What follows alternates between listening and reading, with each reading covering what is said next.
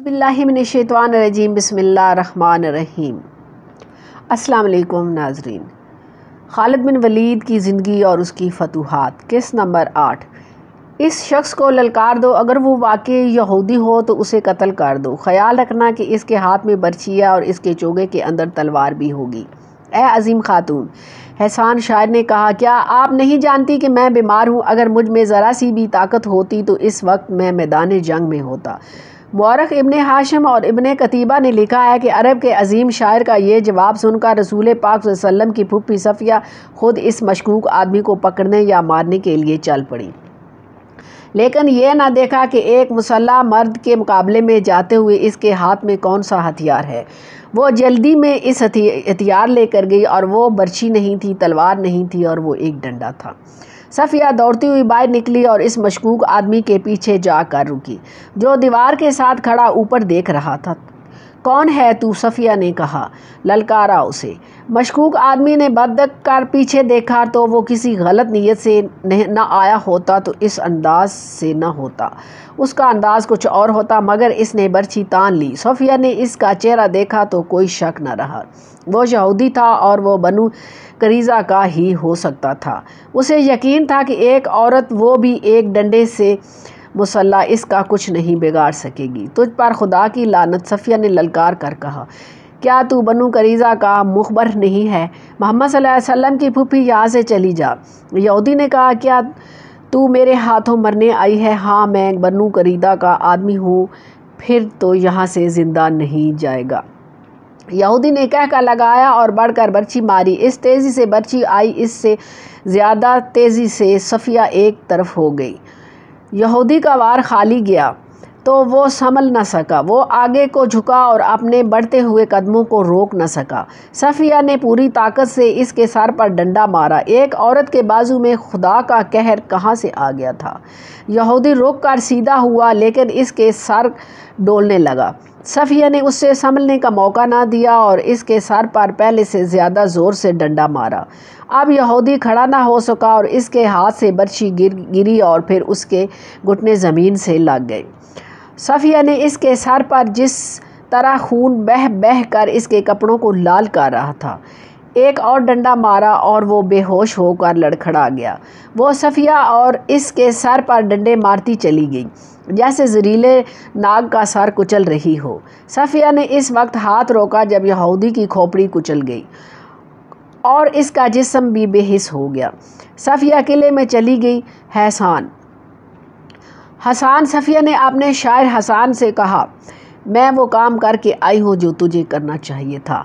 अब जाओ, इस यहूदी के हथियार उठा लो, इसके कपड़ों के अंदर जो कुछ भी है वो भी ले आओ। मैं औरत हूँ, किसी मर्द के कपड़ों के अंदर हाथ डालना एक औरत के लिए मुनासिब नहीं, ज़रूरत नहीं। अल्लाह आपकी अज़मत व इफ़्फ़त की हिफाजत करे। हसन ने शायरों की मुस्कुराहट से कहा, माले गनीमत की ज़रूरत नहीं, मुझे भी नहीं, और मैं अपने अंदर इतनी तवानाई महसूस नहीं करता कि ये काम मैं अंजाम दे सकूं। मौरखीन लिखते हैं कि ये ख़बर रसूल पाक सल्लल्लाहु अलैहि वसल्लम तक पहुंची तो रसूल पाक सल्लल्लाहु अलैहि वसल्लम को परेशानी हुई। शहर में खुदा की कैफियत यहाँ तक पहुँच गई थी कि हर फर्द को इसकी असल ज़रूरत की 1/4 खुराक मिलती थी। रसूल पाक सल्लल्लाहु अलैहि वसल्लम ने खुदाए ज़ुल जलाल से मदद मांगी और कोई हिकमत अमली सोचने लगे। इधर खंदक का महाज सरगर्म अमल था। खालिद को अपनी इस वक्त की बेचैनी और बेताबी अच्छी तरह याद आ रही थी। वो खंदक के साथ साथ घोड़ा दौड़ाता और कहीं से खंदक अबूर करने के तरीके सोचता था। वो मर्दे मैदान था, लड़े बगैर वापस जाने को अपनी तौहीन समझता था, मगर वहाँ लड़ाई इस नवैयत की हो रही थी कि कुरैश के तीर अंदाज खासी तादाद में खंदक के इस मकाम पर करीब आते जहाँ मुसलमान मोर्चा बंद थे। यह सिला की पहाड़ी थी। तीर अंदाज मुसलमानों पर तीर बरसाते, मुसलमान जवाबी तीर अंदाजी करते।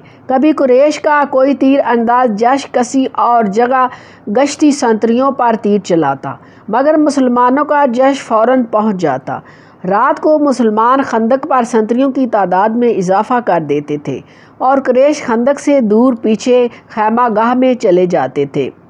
रसूल पाक सल्लल्लाहु अलैहि वसल्लम को यहाँ मदीना में खुराक की किल्लत का जो कहत की सूरत अख्तियार करती जा रही थी وہاں آپ صلی اللہ علیہ وسلم کو یہ بھی معلوم تھا کہ قریش کا لشکر بھی نیم فاقہ کشی پر آ گیا ہے۔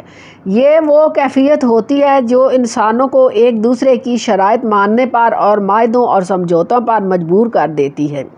کسی بھی تاریخ میں اس شخص کا نام نہیں لکھا جہاں رسول پاک صلی اللہ علیہ وسلم نے خفیہ طریقے سے قریش کے اتحادی غطفان کے سالار انیہ کے پاس اس مقصد کے لیے بھیجا کہ اسے قریش کی دوستی ترک کرنے پر آمادہ کرے۔ اسے یہ نہیں کہا گیا تھا کہ وہ مسلمانوں کے ساتھ مل جائے۔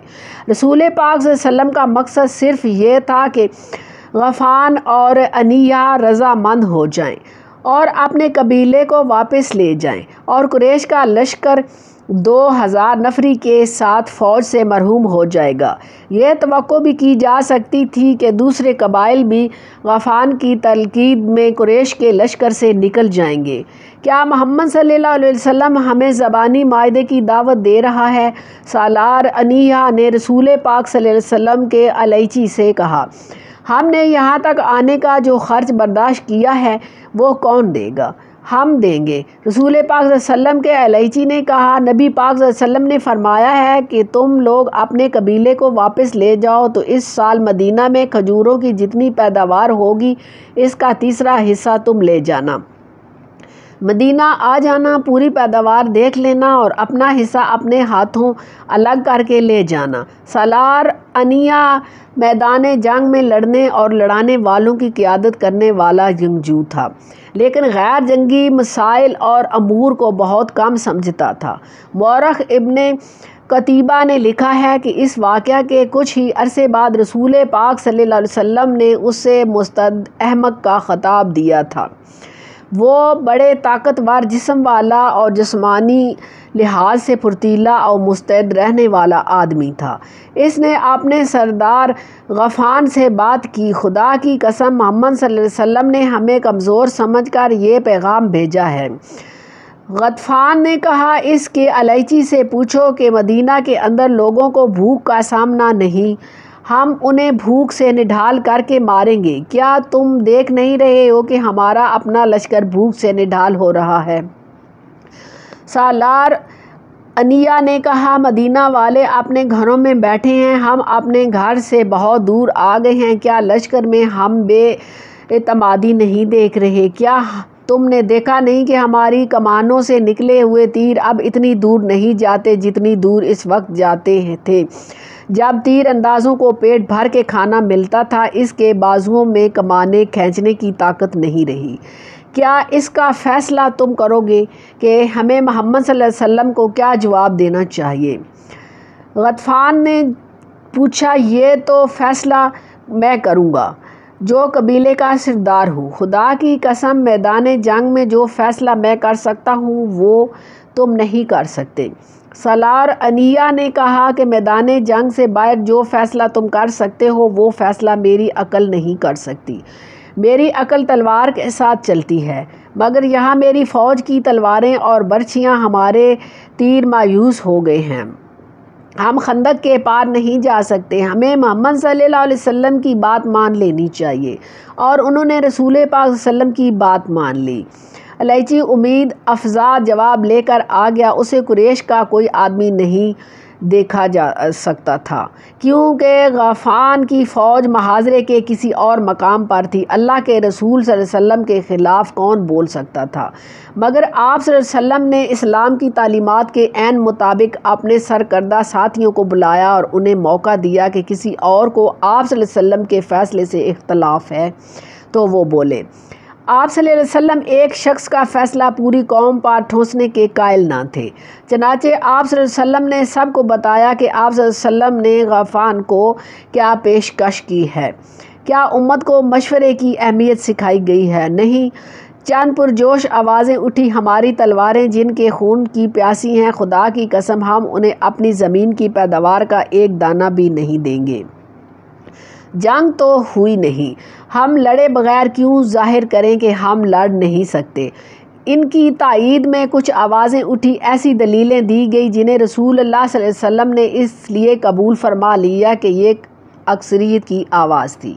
آپ صلی اللہ علیہ وسلم نے اپنے الیچی کو دوبارہ غطفان اور انیہا کے پاس نہ بھیجا، لیکن آپ صلی اللہ علیہ وسلم نے سب پر واضح کر دیا تھا کہ تدبیر اور حکمت عملی کے بغیر ماجرا نہیں توڑا جا سکتا۔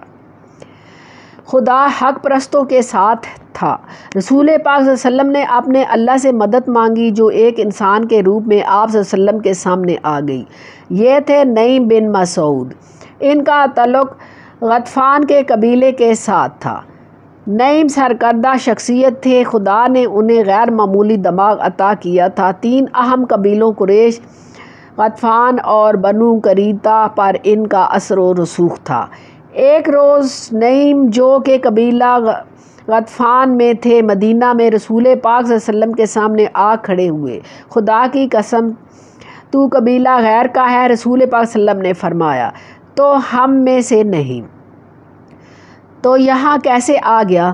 میں آپ میں سے ہوں۔ نعیم نے کہا، مدینہ میں گواہ موجود ہیں، میں نے در پردہ اسلام قبول کر لیا تھا، اپنے قبیلے کے ساتھ اسی مقصد کے لیے آیا تھا کہ آپ صلی اللہ علیہ وسلم کے حضور حاضر ہو جاؤں، مگر موقع نہ مل سکا۔ پتہ چلا کہ آپ صلی اللہ علیہ وسلم نے میرے قبیلے کے سردار اور سالار کو قریش سے دوستی ترک کر کے واپس چلے جانے کا پیغام بھیجا تھا، اور آپ صلی اللہ علیہ وسلم نے اس کا معاوضہ بھی بتا دیا تھا، لیکن آپ صلی اللہ علیہ وسلم نے بات کو مزید آگے نہ بڑھایا۔ اللہ کی تجھ پر رحمت ہو۔ رسول پاک صلی اللہ علیہ وسلم نے پوچھا، کیا تم بات کو آگے بڑھانے آئے ہو؟ نہیں، میرے اللہ کے سچے نبی صلی اللہ علیہ وسلم۔ نعیم نے جواب دیا، مجھے آپ صلی اللہ علیہ وسلم ہی کے قدموں میں آنا تھا، اہل مدینہ پر مشکل کا وقت آن پڑا ہے، میں اپنی جان لے کر حاضر ہوا ہوں۔ یہ رسول پاک صلی اللہ علیہ وسلم کے اور اسلام کے شہدائیوں کی جس کام آ سکتی ہے، حضور پاک صلی اللہ علیہ وسلم کے قدموں میں پیش کرتا ہوں۔ اپنے لشکر میں سے چھپ چھپا کر نکلا ہوں، خندق میں اترا تو لیکن سنتریوں کی موجودگی میں اوپر آنا خودکشی کے برابر تھا۔ اوپر چڑھنا ویسے بھی محال تھا، بڑی مشکل پیش آئی۔ خدا سے آپ صلی اللہ علیہ وسلم کے نام پر التجا کی، گڑ گڑا کر دعا مانگی، اللہ نے کام کر دکھایا۔ سنتری آگے چلے گئے اور میں خندق پر چڑھ آیا۔ رسول پاک صلی اللہ علیہ وسلم کو نعیم کے متعلق بتایا گیا تھا کہ یہ کسی حیثیت کی شخصیت ہے۔ رسول پاک صلی اللہ علیہ وسلم نے ان کے ساتھ 2-4 باتیں کی تو آپ صلی اللہ علیہ وسلم کو اندازہ ہو گیا کہ نعیم اونچی سطح اور عقل کے انسان ہیں۔ آپ صلی اللہ علیہ وسلم نے نعیم کو بتایا کہ محاذرے نے جو حالات پیدا کر دیے ہیں، ان سے نکلنے کے لیے ضروری ہو گیا ہے کہ قریش کے لشکر میں جو مختلف قبائل شامل ہیں انہیں قریش سے بدظن کیا جائے۔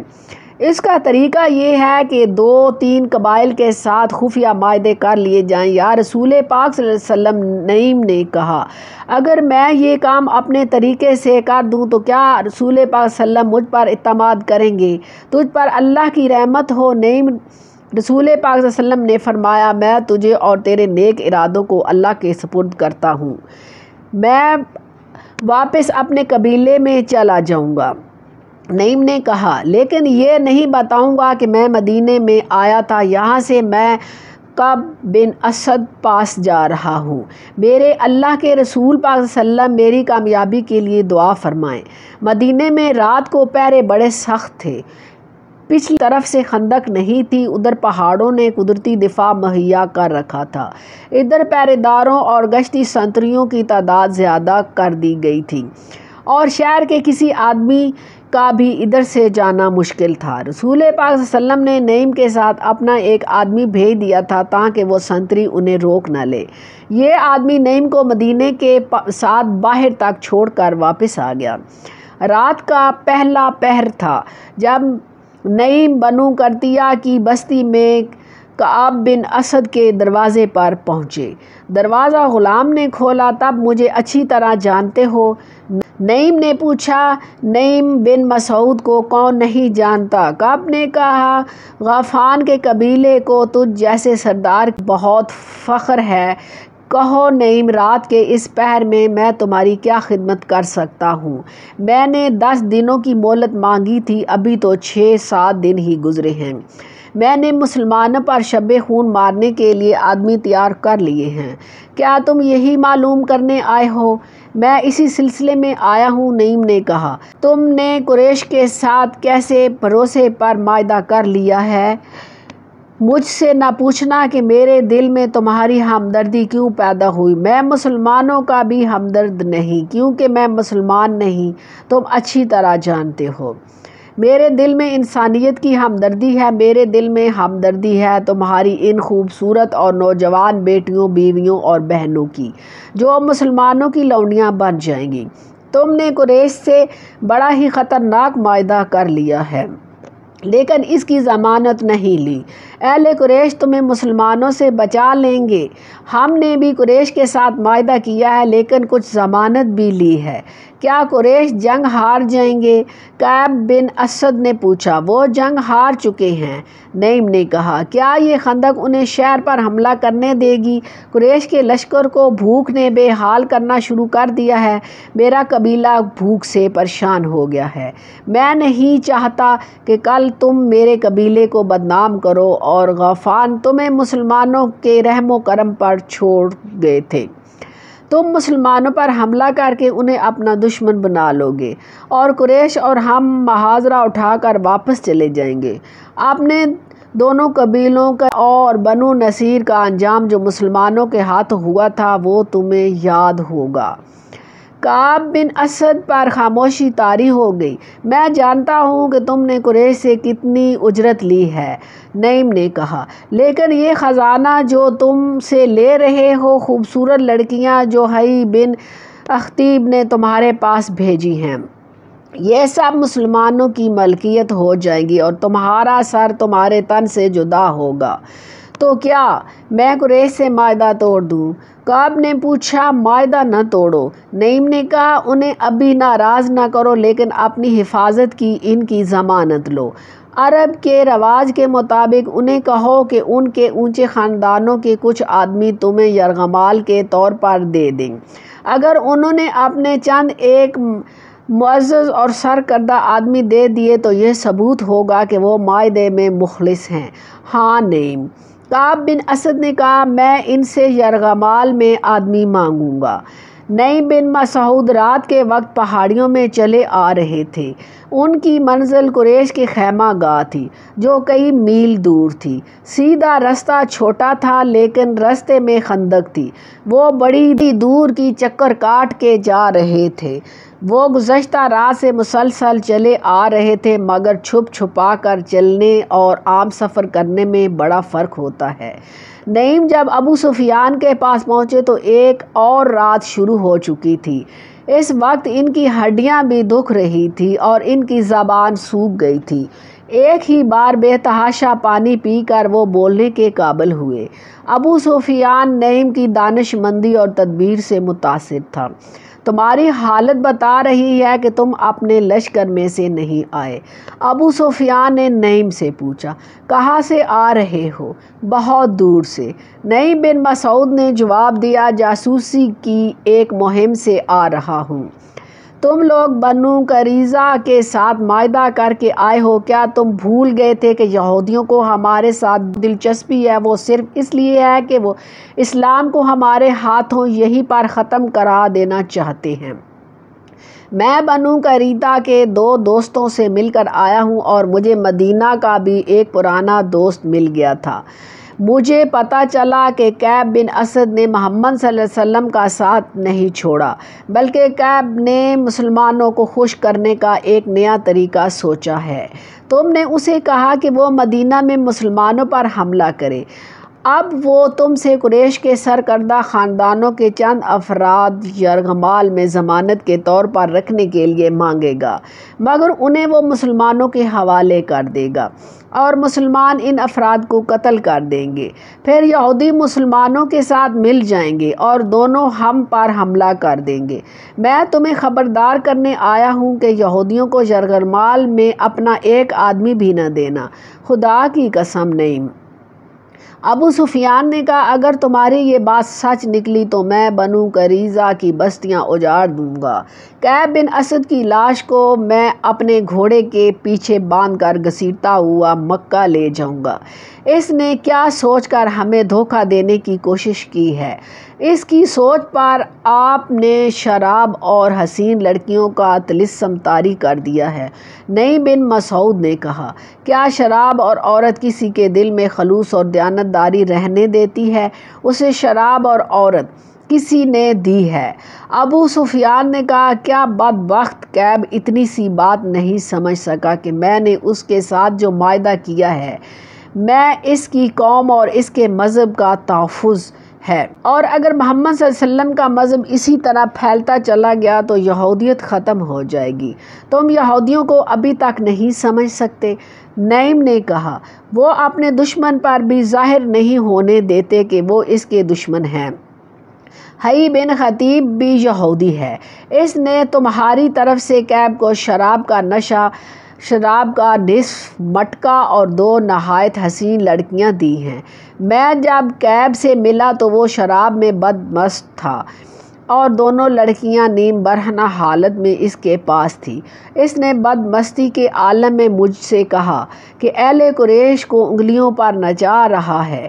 نعیم ابو سفیان نے تلوار کے دستے پر ہاتھ مار کر کہا میں مدینہ سے محاصرہ اٹھا کر بنو قریظہ کی نسل ختم کر دوں گا۔ اس کی یہ جرأت کہ قبیلہ قریش کے سرکردہ چند افراد کو ضمانت کے طور مال بنا کر رکھنا چاہتا ہے۔ تمہیں اتنا ابو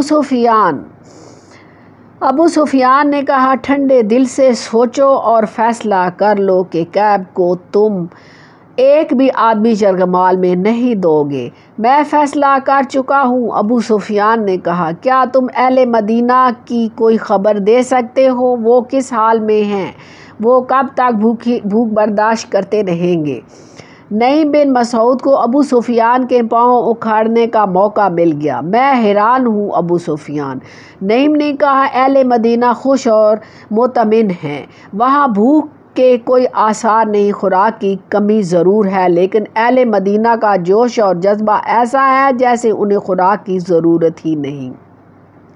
اس کا مطلب یہ ہوا کہ ہمارے محاصرے پر ان کا کوئی اثر نہیں ہوا۔ ابو سفیان نے کہا بالکل نہیں۔ نعیم بن مسعود نے کہا ان پر محاصرے کا یہ اثر ہے کہ وہ جوش خروش سے پھٹے جا رہے ہیں۔ ہمارے یہودی جاسوس ہمیں بتا رہے ہیں کہ مدینہ میں خوراک تقریباً ختم ہو چکی ہے۔ ابو سفیان نے ذرا پریشان ہو کر کہا وہ جھوٹ بولتے ہیں۔ نعیم نے اسے اور زیادہ پریشان کرنے کے لیے کہا میں تمہیں پھر کہتا ہوں کہ یہودیوں پر بھروسہ نہ کرنا، یہ بتا کر کہ مسلمانوں کی حالت اچھی نہیں۔ وہ تمہیں اکسا رہے ہیں کہ ہم مسلمانوں کو کمزور سمجھ کر ان سے خندق عبور کر لو اور مدینہ پر حملہ کر دو۔ وہ اہل قریش اور میرے قبیلے غطفان کو مسلمانوں کے ہاتھوں تباہ کرانا چاہتے ہیں۔ اسی کے ساتھ ناظرین میں اجازت چاہتی ہوں، اگلی قسط تک اللہ حافظ۔